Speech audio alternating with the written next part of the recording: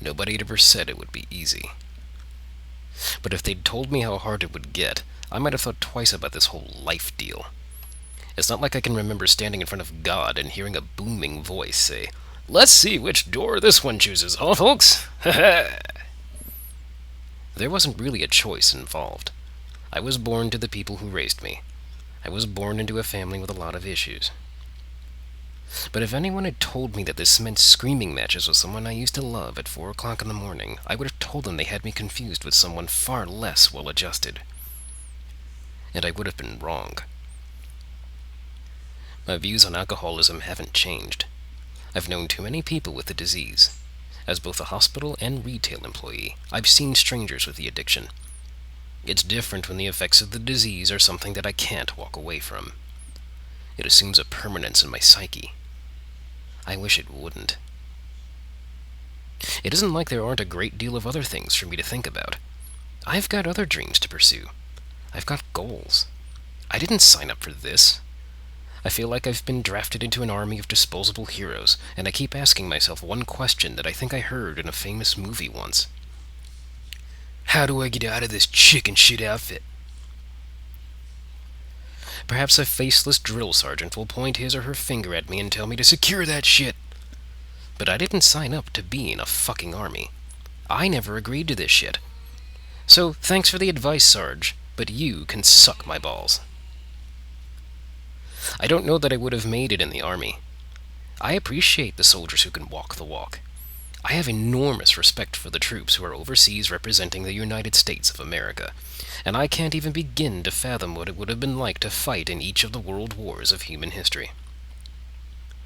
But as far as I know, war is a human concept. Strategic combat on that sort of scale may in fact be a uniquely human invention. I, for one, would like to focus my energies in a more creative setting.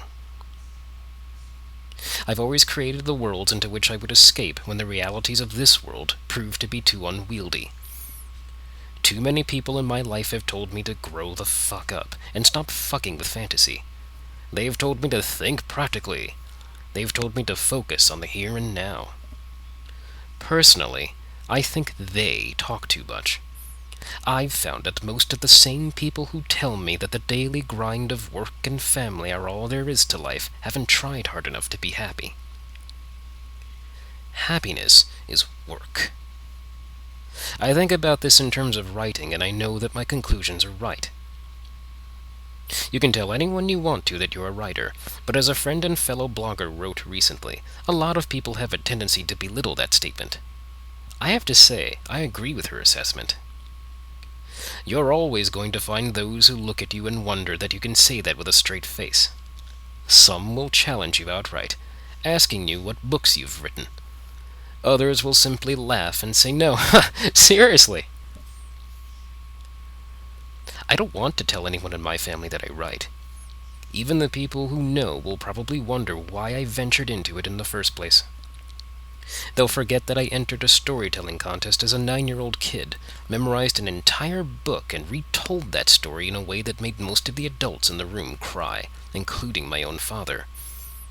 They'll fail to recall the hours that I spent pen in hand writing my own versions of fairy tales, movie scripts, and stories of the events of my day.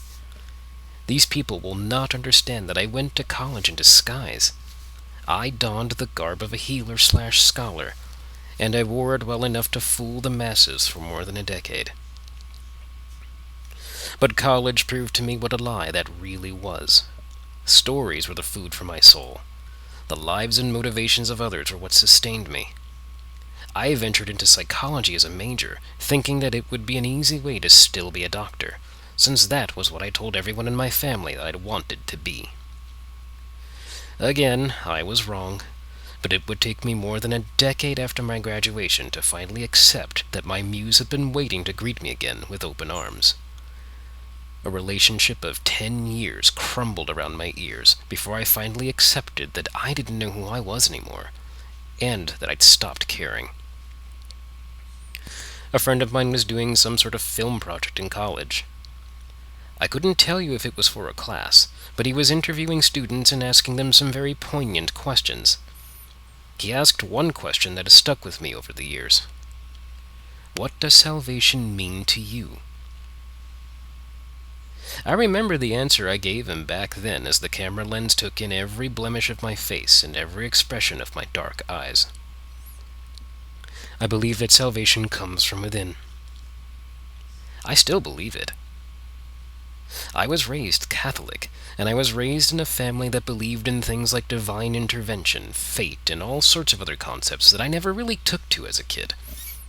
I was a little control freak. I was a picky eater. I didn't want my choices taken from me just because some big, mean man couldn't handle that. I didn't want to sit still and listen to boring stories. But what I didn't realize until I was in the first grade was that I wanted to tell my own. Show and tell was an interesting concept for me in elementary school. It wasn't easy for me to sit still and listen to other kids and their stories sometimes, but I used to anyway, because there was always something for me to learn in each story. This kid likes chocolate. That girl likes trees. But then my turn would come, and I would talk about the things that happened in my life. I would leave my classmates spellbound. At least, that's what the teacher told my father on parent-teacher night, before she went on to tell him that I had trouble listening and not daydreaming in class. Those are hard moments to forget, but somehow I allowed those memories to fade. That was a mistake, and one that I don't intend to make ever again. When I gave my friend that answer in college, I didn't have a clear sense of what my personal salvation would be. I can type and speak these words now with a fuller understanding of what that word means to me. There is no magic bullet for happiness.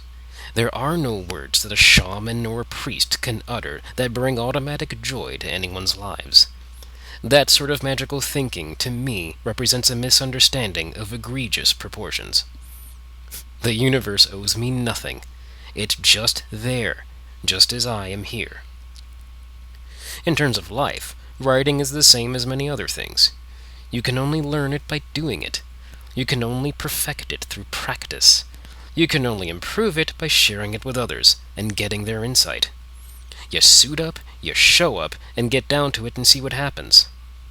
That's what writing is to me. That's what life is. Perhaps the ultimate lesson here is that when one seeks salvation, they might just discover that it lies in the living of life. Getting out there, meeting people, and having experiences are the things that life has to offer you if you're willing to reach for them. Sometimes it may feel like you have to stretch until your muscles ache, until the skin is peeled from your bones. Your day might end with you having nicked your hands on too many thorns. But to me, even the thorns are worth it. The pain means just as much to me as the pleasure. It can be just as powerful a tool for learning as a hug. I still like hugs better, though, just saying.